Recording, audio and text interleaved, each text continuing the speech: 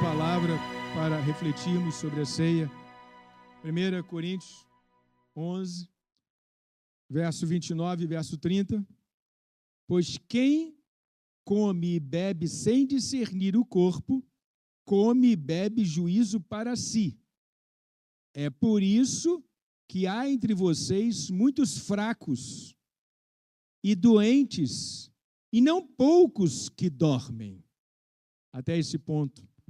Deus e Pai amado, abençoa a reflexão que vamos fazer em Tua palavra neste momento, Senhor. Irmãos, esses dois versículos é a parte mais impactante e mais forte. A sua força impacta o leitor do livro de Coríntios. Quando fala da ceia, levanta uma hipótese, que entre nós existem pessoas que não serão beneficiadas pela presença de Deus de uma forma positiva. Muito pelo contrário, essas pessoas, algumas delas, por não discernir o corpo, ou seja, por não entender o que estão fazendo aqui, ou então por não querer entender o que estão fazendo, ou então por não dar a mínima para se aprofundar no que estão fazendo, por resistirem ao aprendizado da palavra, elas comem e bebem maldição.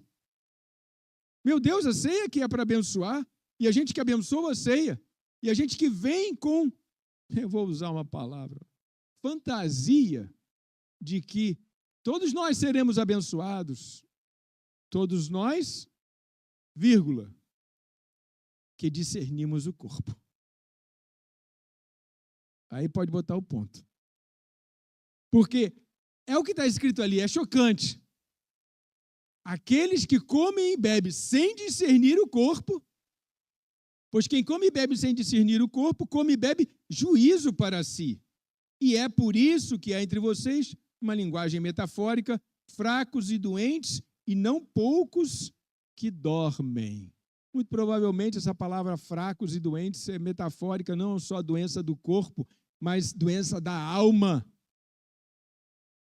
doença do espírito pobre, que não consegue enxergar um palmo além do nariz. Tem gente míope aqui, por não discernir o corpo, por não entender o que está fazendo, ou por não querer entender, ou por achar que o que já sabe está muito bom, por estar acomodado. Eu acho que talvez o maior pecado de negligência seja a acomodação. Seja a pessoa que se planta num lugar e não tem forças ou não quer dar o segundo passo, onde você chega num patamar e o outro patamar não é atrativo. E nós temos irmãos, então nessas condições, lógico que eu não sei quem são, provavelmente você também não sabe quem são, mas se a Bíblia está dizendo assim, então é porque existe entre nós pessoas acomodadas com esse aprofundar do corpo, esse discernir o corpo, essa reflexão que faz com que eu entenda que eu faço parte do corpo. Porque se eu não me debruço nesta reflexão, eu também não tenho a consciência pesada. Gente, olha que coisa eu vou falar. Ter a consciência pesada às vezes me dá um grande ganho, porque eu tenho a oportunidade de me consertar de dentro para fora. Entender que eu estou errado por mim mesmo, não porque alguém me disse, é um grande ganho. Porque assim eu consigo dar passos. Agora, para eu fazer isso, não é a A, nem B, nem C que vai chegar e apontar aonde eu estou errando. É quando eu leio a palavra, quando eu me debruço, quando eu estou no trabalho do Senhor, Alguma coisa flui de dentro e fala a minha consciência. E é aí onde justificamos, e fica justificado, né? Efésios capítulo 4, verso 11. E ele mesmo concedeu uns para apóstolos, outros para profetas, outros para evangelistas e outros para pastores e mestres, com vista ao aperfeiçoamento dos santos, para o desempenho do seu serviço, para a edificação do corpo de Cristo, até que todo... Bom, até o versículo 13. Vamos ficar aqui no versículo 13, já tá bom para a gente fazer um comentário bom aqui. Então, olhando para cá, esta parte de Paulo escrevendo aos Efésios, só diz para a igreja lá de Efésios, que era uma boa igreja, que era necessário ser melhor do que eles já eram. Era necessário dar mais frutos. Era necessário crescer mais. Era necessário serem mais alicerçados. Quanto maior o alicerce, mais alto pode ir o prédio. Agora, se o alicerce for ínfimo, se ele for pequeno, se ele for raso, o prédio também não vai muito alto. Então, a fundação diz tudo. Quando você alarga a fundação, você amplia as estacas, você multiplica isso, você dá condições de colocar mais um andar no prédio, de ir mais à frente. Então, Paulo está dizendo, olha, sabe por que a igreja tem profeta? Sabe por que a igreja tem pastor, tem mestre? Sabe por que existem evangelistas? Para aperfeiçoar os santos. E santos, a palavra santo em latim quer dizer separado.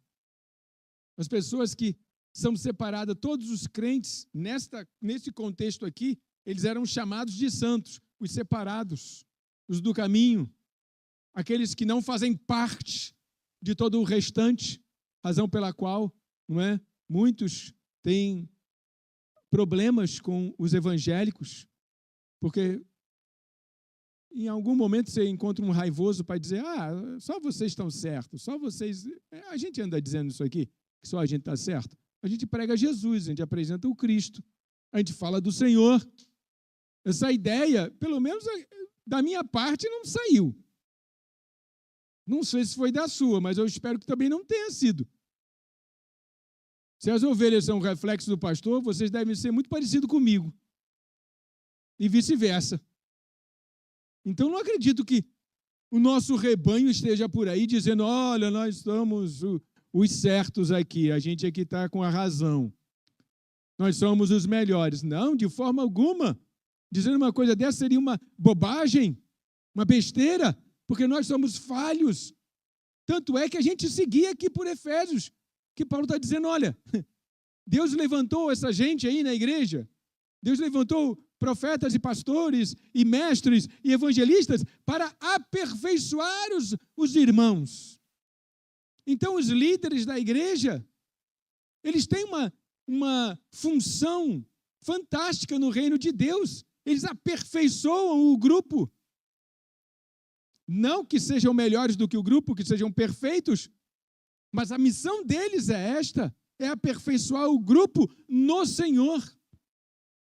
Fazer com que os santos sejam cada vez mais santos, quer dizer, que os separados para o Senhor sejam cada vez mais separados. E sem esse rótulo, porque a gente hoje não usa mais essa palavra. Para, verso 13, cadê o 13 onde eu parei? Para que todos cheguemos à unidade da fé e ao pleno conhecimento do Filho de Deus, ao estado de pessoa madura, à medida da estatura da plenitude de Cristo. Gente, que isso? Olha só, a unidade da fé. Se a gente precisa chegar, se Paulo está falando para a igreja de Éfeso, vocês precisam chegar à unidade da fé. O que é que está acontecendo lá? Não, tem gente que ainda é desgarradinho da fé. Tem gente que... Para que a gente chegue à unidade da fé. Não. Vocês são unidos, mas em que grau? Em que grau vocês são unidos? Vocês são levemente unidos. Vocês são razoavelmente unidos, vocês são totalmente unidos. Havia uma graduação, como em tudo na vida existe uma graduação. Não estava dizendo que eles eram desunidos, mas estava dizendo o seguinte, que eles deveriam chegar. E para chegar, só com ensinamento, só com reflexão, só com o pé no chão. Então, queridos irmãos, até que todos cheguemos à unidade da fé e ao pleno conhecimento do Filho de Deus. Gente, eu não conheço Jesus totalmente. Até eu preciso estudar mais. Eu preciso ler mais sobre Jesus. Eu preciso ler mais sobre o contexto em que ele viveu. Eu preciso ler mais a história. Eu preciso ler mais os livros. Porque eu tenho que chegar ao pleno conhecimento do Cristo, ao estado de pessoa madura. Gente, maturidade nem vem só pelo conhecimento, maturidade também vem pelo tempo. O tempo que você já lê, o tempo que você já sublinha a Bíblia, o tempo que você já faz curso, o tempo que você já se envolve, o tempo, isso traz maturidade para a gente. Porque vai ter um dia que você vai ter vontade de... Sabe o que é isso? Não. Sabe o que é isso, não? Torcer um pescocinho.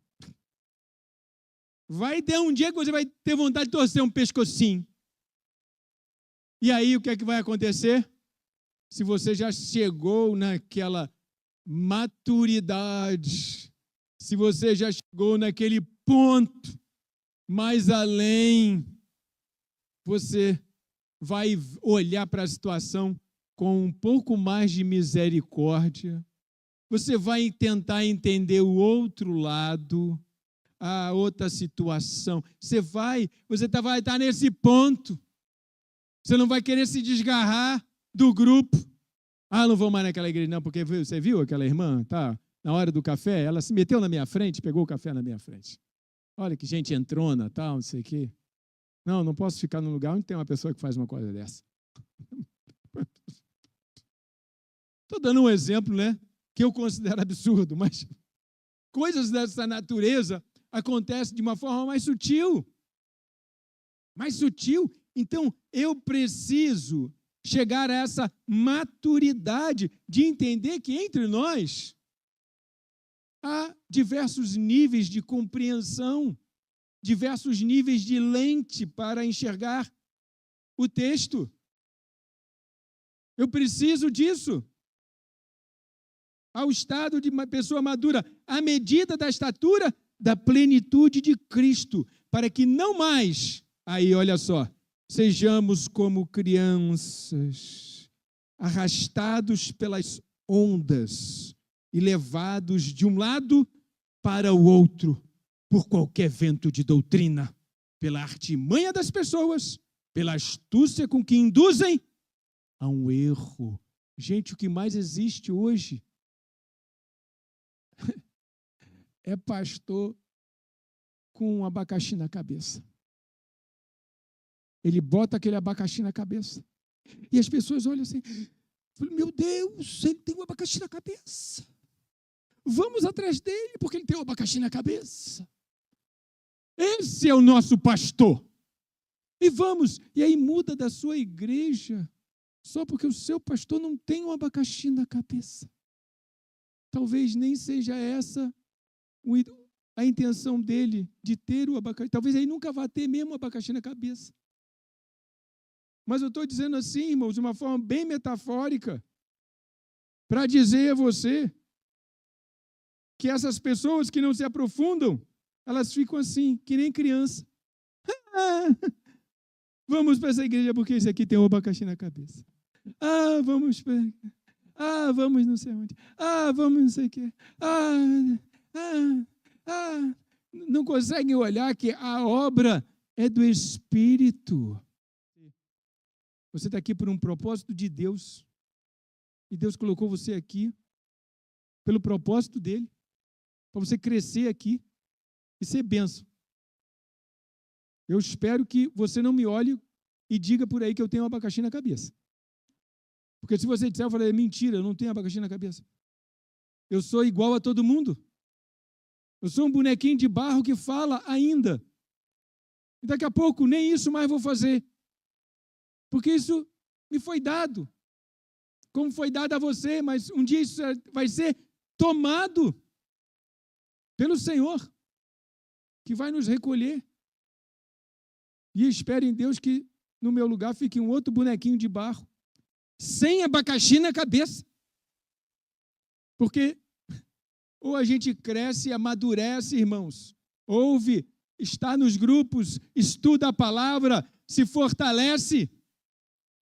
Se isso não acontece com a gente é levado por qualquer vento, travestido de poder. Então, queridos irmãos,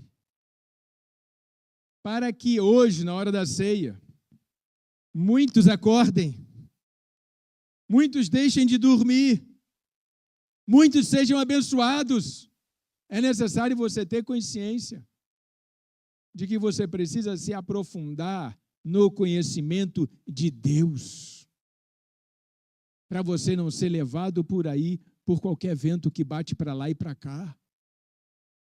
Porque senão você vai ser um desses que dorme. Um desses que fica maravilhado com coisas que acontecem, com visuais extravagantes, com discursos inflamados,